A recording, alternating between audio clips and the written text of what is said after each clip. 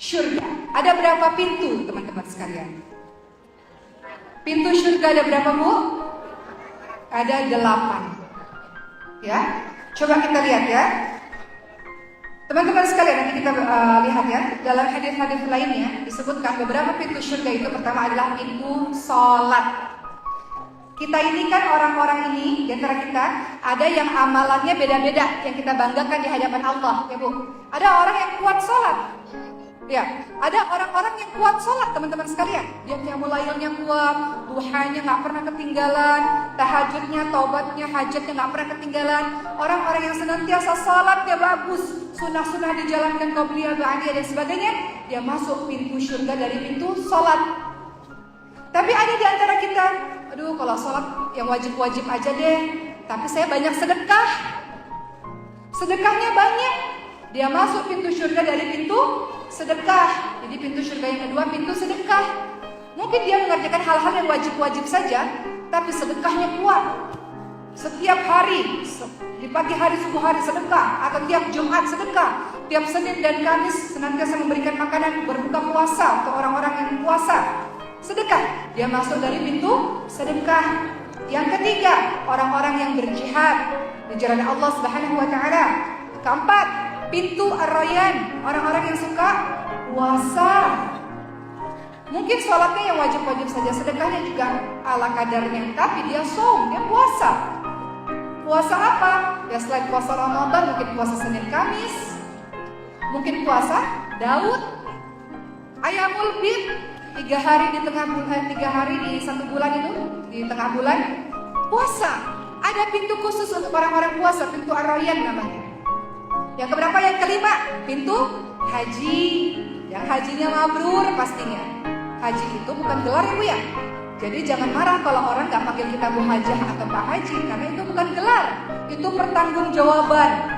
Kalau kita sudah haji, mau haji mabrur, mau dapat surganya Allah Subhanahu wa taala, mau masuk pintu dari pintu haji, haji mabrur, kita buktikan haji kita merubah kita menjadi lebih baik. Merubah kita menjadi tawadhu di hadapan manusia, tawadhu di hadapan Allah Subhanahu wa taala. Bukan haji itu gelar semata. Haji yang sombong bukan, haji yang pelit tidak, haji yang mabrur. Dan kita menjadi lebih baik daripada sebelumnya. Kemudian yang keenam, ada pintu namanya pintu Al-Aiman. Pintu Al-Aiman. Kita saya jelaskan kemudian ya. Kemudian yang ketujuh, pintu orang-orang yang menahan marah dan mudah memaafkan kesalahan orang lain. Itu ada dalam surah Ali Imran 133 sampai 135. Jadi orang bertakwa, salah satunya mudah memaafkan kesalahan orang lain dan menahan marah. Itu pintu surga juga khusus untuk orang-orang begitu. Kenapa? Mudah memaafkan orang lain bukannya tidak mudah, bukannya susah itu. Betul nggak Bu? Kita sakit, sebel sama orang, kita memaafkan dia. Itu ternyata ada pintu surganya tersendiri. Dan juga menahan marah. Jadi orang-orang yang kuat kata Rasulullah bukan orang yang bergulat, pandai bergulat, tapi orang yang mampu menahan amarah.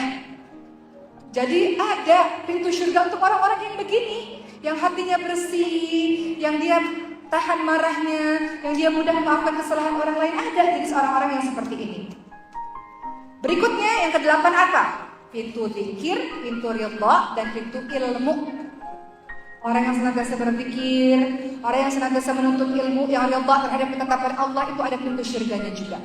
Begitu teman-teman sekalian.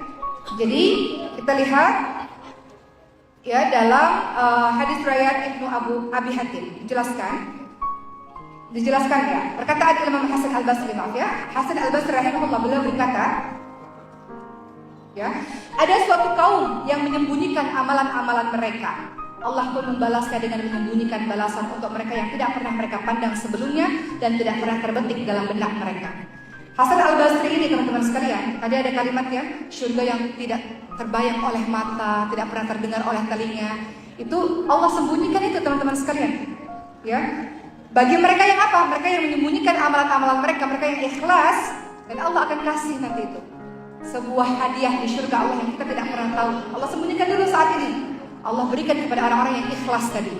Jadi ada amalan kita yang kita terang-terangan, harus. Sedekah terang-terangan boleh. Terang-terangannya 100.000, tapi sembunyi-sembunyinya 1 juta misalnya. Ibu terang-terangan di muka umum kita baca 1 halaman, tapi sembunyi-sembunyinya 1 Misalnya, puasa yang orang tahu kita puasa Senin Kamis, tapi kita tambah dengan Qiyamul Bid, misalnya orang nggak tahu. Jadi ada ibadah-ibadah yang kita sembunyikan untuk menjaga keikhlasan kita, ada ibadah-ibadah yang kita ceritakan pada orang lain.